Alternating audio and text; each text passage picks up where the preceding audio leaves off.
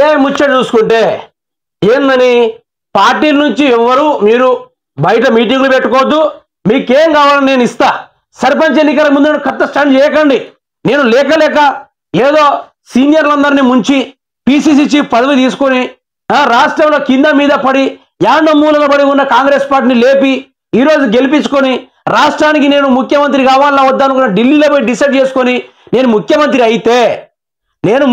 అయితే ఈరోజు మళ్ళీ మీరు ఎమ్మెల్యేలు వేరుగా ఎట్లా మీటింగ్లు పెట్టుకుంటారు అనుకుంటా. రేవంత్ రెడ్డి మొన్న మాట్లాడిన ముచ్చట, పార్టీ లైన్ దాటొద్దు, సమస్యలను నాతో చెప్పండి, నాకు చెప్పలేనివి హైకమాండ్తో చెప్పండి.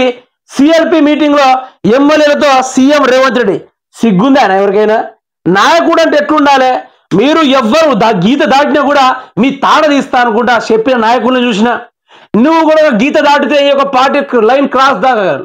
ఈ పార్టీ లైన్ క్రాస్ చేస్తే నీ అంతు చూస్తానో, నిన్ను రాజకీయంగా గోరి కడుతున్నావు అనే సవాలు చేసే నాయకుల్ని కూడా చూసా.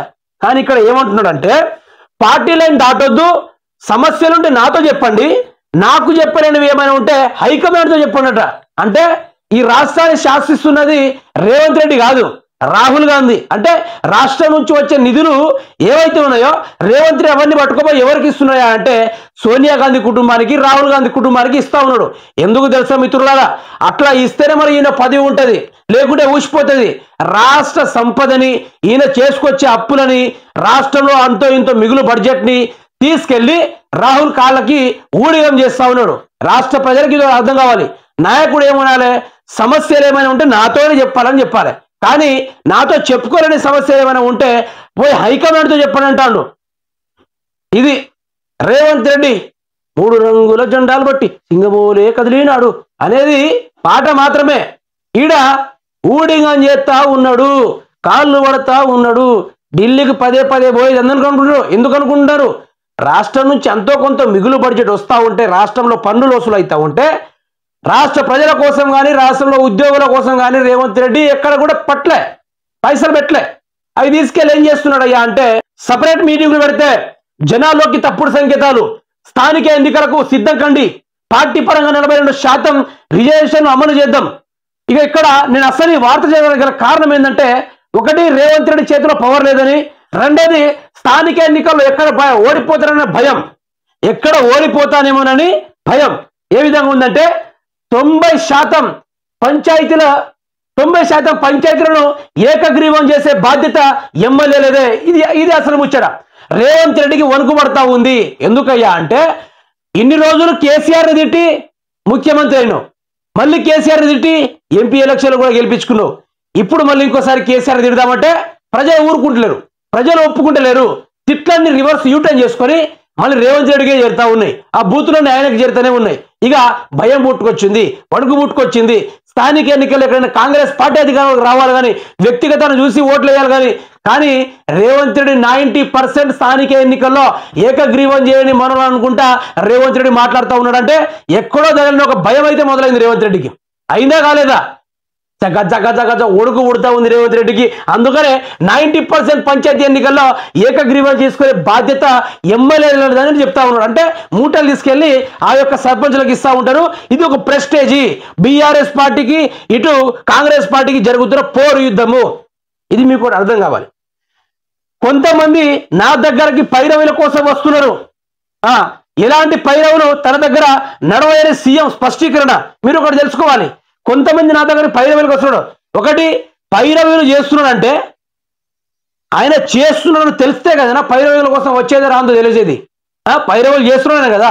వీళ్ళ అన్న వీళ్ళ తమ్ముళ్ళు అందరూ సెక్రటరీ ఆఫీసులో కానీ కొత్త బ్రాంచ్లు ఓపెన్ చేసుకుంటూ ఏదైనా పైరవీలు కావాలంటే ఆడిపోయి చేయించుకోవాలి.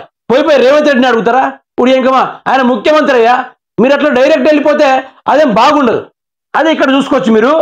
ఏంది ఎలాంటి పైరవులు తన దగ్గర నడవని సీఎం స్పష్టీకరణ. నిజంగానే పైరోగిలు ఏమైనా నడవాలి అంటే ఒకటి రేవంత్ రెడ్డి తమ్ముడి దగ్గరికి వెళ్ళాలి. మొన్నే కోసిగి సభల రేవంత్ రెడ్డి ఏమని ప్రకటించిండు?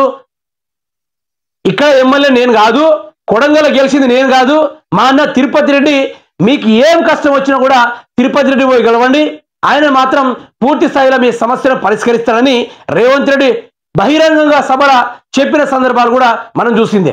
ఇంకా మీకు పైరోగులు రావాలంటే ఏం చేయాలి? ఇంకొక తమ్ముడు ఉన్నాడు కొండలరెడ్డి, ఆడికి పోవాలి. కొండలరెడ్డికి ఒక చిన్న మూట అడిగితే పెద్ద మూట ఇటు పంపిస్తాడు. ఆ మూటలకు తగ్గట్టుగానే మీకు పైరోగులు నడుస్తాయి. అది కాకుంటే వారి యొక్క సతీమణితో చెప్పినా కూడా పని అయిపోద్ది, వాళ్ళ కూతురికి చెప్పినా కూడా పని అయిపోద్ది, వాళ్ళ అల్లుడికి చెప్పినా కూడా పని అయిపోద్ది. లాస్ట్కి వారి సతీమణి గారి పిఏ ఏవైతే గతంలో మాజీగా జర్నలిస్టు పనిచేసిన అతను కూడా లాస్ట్కి పైరోగులు చేస్తా ఉన్నాడు. ఇది దీపం ఉన్నప్పుడే ఇల్లు చక్కదిద్దుకోవాలి, లేని ఎడల చీకటి. ఎమ్మెల్యేల మంత్రుల మధ్య గ్యాప్ ఉండొద్దు. దీపదాస్ మున్ని రహస్య సమావేశాలు పెడితే కఠిన చర్యలు తప్పవని హెచ్చరించారట వీళ్ళందరూ కలిసి. బాగానే ఉంది. నిజంగా కూడా చెప్పాలంటే ఈ యొక్క స్థానిక ఎన్నికల్లో ఇక ఎక్కడ రేవంత్ రెడ్డి ఎందుకు జారిపోతున్నాడు మీకు అందరూ అర్థం కావాలి. ఎందుకంటే ఇప్పటిదాకా ఏవైతే నియోజకవర్గాలకు నిధులు కూడా విడవలే, ఆ యొక్క ఎమ్మెల్యేలు గెలిచిందే గుత్త ప్రజల్ని వాళ్ళు. అసలు ఆ ఎమ్మెల్యేలు ఎవరో ఇప్పటిదాకా నాకు కూడా తెలియదు. నిజంగా చెప్తున్నా, నియోజకవర్గాలకు నిధులు ఇవ్వలేదని, ఎమ్మెల్యేలు పట్టించుకోవడం లేదని, ఏ కాంట్రాక్టులు కూడా ఇవ్వడం లేదని, ఇవన్నీ అసంతృప్తితో ఎమ్మెల్యేలు సపరేట్గా కమిటీలు పెట్టడం జరిగింది. ఇది ఎక్కడ అసలు పండగ సర్పంచ్ ఎన్నికల తర్వాత ఉంది. రేవంత్ రెడ్డి ఉంటాడా ఊసిపోతాడా అనే దాని గురించి ఆయననే క్లారిటీ లేదు, భయం పుడతా ఉంది అందరికీ.